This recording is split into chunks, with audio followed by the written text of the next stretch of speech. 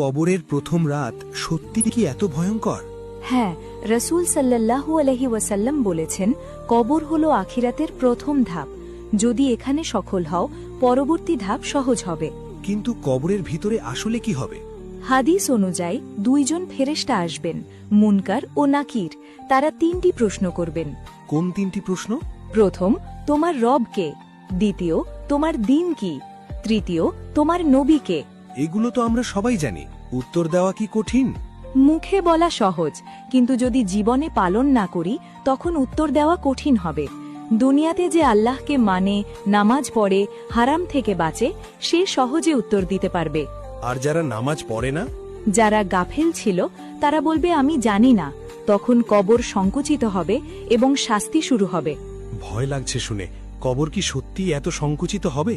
হাদিসে এসেছে, কবর এমনভাবে চাপ দেবে যে পাঁজর একে অপরের সাথে মিশে যাবে যদি ব্যক্তি গুনাহগার হয়। তাহলে আমাদের কি করা উচিত? 5 ওয়াক্ত নামাজ ঠিক করা, মা বাবার হক আদায় করা, হালাল রিজিক খাওয়া, জীবত ও হারাম থেকে বাঁচা। মানে প্রস্তুতি এখন থেকেই নিতে হবে? অবশ্যই, মৃত্যুর সময় বলে আসে না। আজই যদি আমাদের শেষ দিন হয়। আল্লাহ আমাদের কবরের আযাব থেকে হেফাজত করুন। আমিন। আরও ইসলামিক নতুন ভিডিও পেতে ফলো করুন।